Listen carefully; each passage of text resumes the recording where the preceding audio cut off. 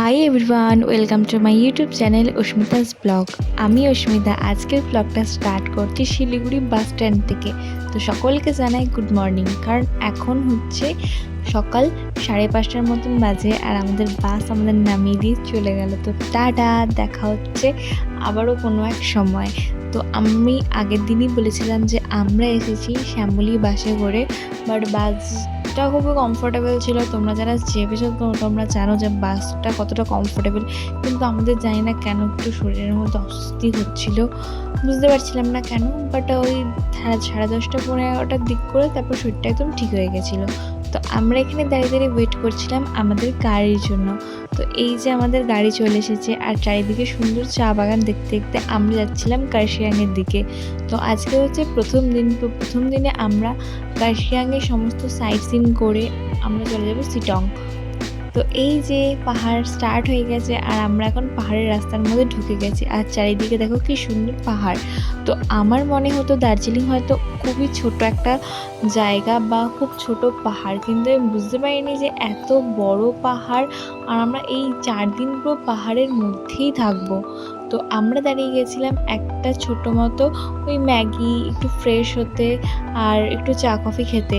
তো যেখানে আমরা দাঁড়িয়েছিলাম তো সেই জায়গার লোকেশনটা দেখো কি সুন্দর। তো আমরা নিয়েছিলাম 1 প্লেট ভেজ ম্যাগি আর ওখানে নিয়ে নিয়েছিল চা আর ম্যাগি নিয়েছিল ও, আর তার সাথে একটা পরোটা নিয়েছিল। তো প্রথমে আমরা চলে এসেছি কার্শিয়াংয়ের প্রথম স্টপেজে ডাউ হিল। এটা তো তোমরা সবাই জানো কতটা হন্টেড, কিন্তু প্রথম দিকে সেরকমটা হন্টেড ফিল হচ্ছিল না, কারণ অনেক লোকজন ছিল, কিন্তু তারপরে থেকে একটু হন্টেড লাগছিল। তাই আমরা বেশি দূর না আগে চলে এসেছিলাম, কারণ কেউ ছিল না, ভয়ও লাগছিল, আমরা দুজন ছিলাম। তো এখন দেখো আমরা এই চিমনি নামক এই গ্রামটি পাশ দিয়ে যাচ্ছি আর এখানে একটা ভিউ পয়েন্টে দাঁড়িয়েছিলাম। সেই ভিউ পয়েন্টটা এত সুন্দর ছিল যে কি বলবো তোমাদের, কিন্তু কিছুক্ষণ পরেই মেঘ চলে আসছে, কারণ এটা বর্ষাকাল। এই যে দেখো রাস্তা একদম মেঘে ঢাকা। দার্জিলিংয়ে তো সব গাছের থেকে পাইন ফরেস্টই বেশি, তো ওই পাইন ফরেস্টের মধ্যে দিয়েই আমরা শিটংয়ে যাচ্ছিলাম। আর আমাদের হোমস্টেটা ছিল একদম শিটংয়ের ওপরে, মানে একদম অফবিট একটা জায়গা। তো যে জায়গায় শুধু আমাদের হোমস্টেটা ছিল আর তার আশেপাশে 2টো হোমস্টে ছিল, আর কোনো মানুষজন ছিল না বললেই চলে।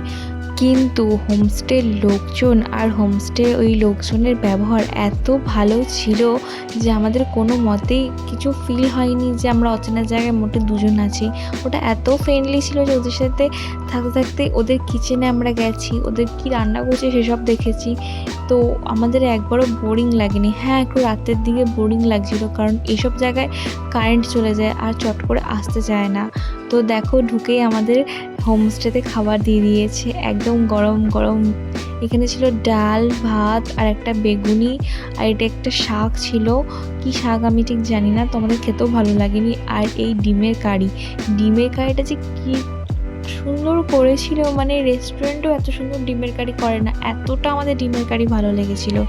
তো তারপর এই যে বিকালবেলা আমি একটু রেডি হয়ে গেছিলাম আর এটা হচ্ছে আমাদের রুমের জানলা দিয়ে ভিউ। আমরা ওপরে রুম পাইনি, আমরা নিচেই ছিলাম আর জানলা দিয়েও তো ভিউটা কি সুন্দর দেখো।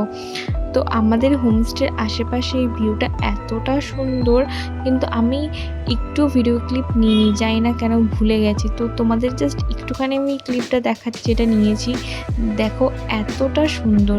তো তারপরে হোমস্টেতে দিয়ে দিয়েছিল চা আর বিস্কিট। আমি তো চা খাই না, কিন্তু আমার হাজব্যান্ড চা খাচ্ছিল। তো এই ছিল ব্লগ। যদি তোমাদের ব্লগটা ভালো লেগে থাকে তাহলে অবশ্যই লাইক আর আমাদের চ্যানেলটাকে সাবস্ক্রাইব করে দিও। তো টাটা, দেখা হচ্ছে নেক্সট ভিডিওতে।